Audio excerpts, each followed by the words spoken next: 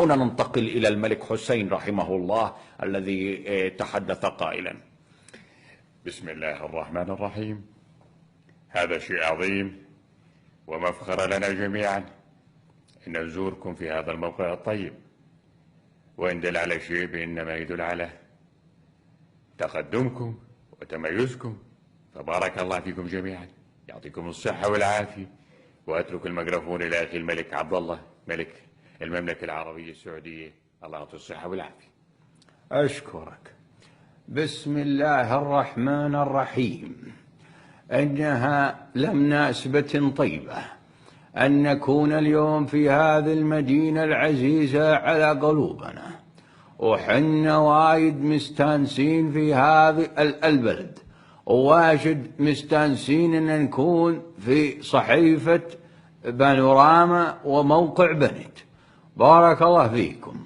مشاهدينا الأعزاء، يبدو أن القذافي يستعد الآن لإلقاء كلمته الآن.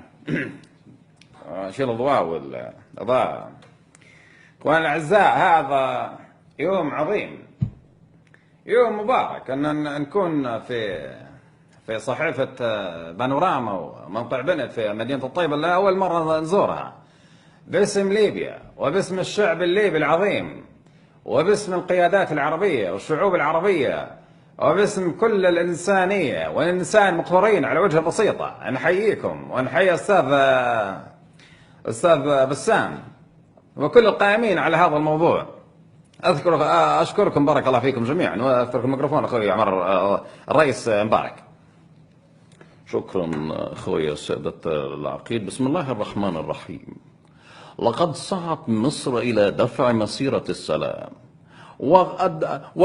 والموضوع ده أنا مش عايز هتكلم باللغة العامية بقى عشان الكل يفهمني. أنا عايز أقول إن إحنا سعداء جدا نكون النهاردة في مدينة الطيبة، ودي مدينة اسمها على كاسمها زي ما بيقولوا، حاجة جميلة واستقبال باهر. احنا بنشكر شركة رويال الصناعية التجارية اللي نقلتنا بطيارة خاصة من الخليل لمدينة الطيبة، وإن دل على ذلك إنما يدل على مساهمة الجميع في رفع الظلم على الشعب الفلسطيني. واحنا حكينا واتكلمنا في الكلام ده كتير، وقلنا ان احنا في مصر داعمين لمسيرة السلام، وان احنا مع سلام يجمع اسرائيل بالشعوب المنطقة كاملة، لكن ضمن وفي اطار اللجنة الرباعية وقرارات مجلس الامن. وانا عايز اشكر اخواننا كلهم، وانا اترك الميكروفون لاخويا عبد العزيز بوتفليقة الرئيس الجزائري.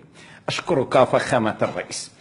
بسم الله الرحمن الرحيم. هذا يوم مبارك، ويوم نحن سعيدين به بزاف، ونقول لكم مشاهدي موقع بنت أننا نحبكم بزاف، وكلمة بزاف بالجزائرية يعني كثير، كما يقول لنا أو يقولون إخواننا الإخوان في الكويت يعني وايد، ونحن نقول في الجزائر بزاف.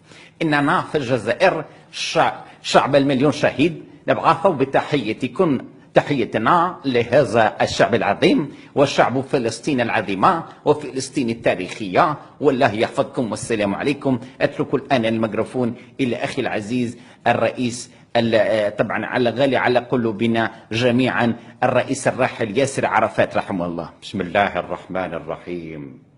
وليدخلوا المسجد كما دخلوه أول مرة، وعدا من الله إن الله لا يخلف وعده.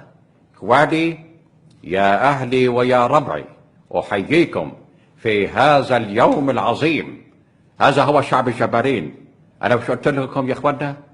هذا هو شعب الجبارين، ومعا وسويا حتى قيام الدولة الفلسطينية وعاصمتها القدس الشريف، مدينة السلام، مدينة السلام، مدينة السلام. مشاهدينا، أيضا الرئيس العراقي الراحل صدام حسين وصل إلى الموقع وإلى صحيفة بانوراما وموقع بنت.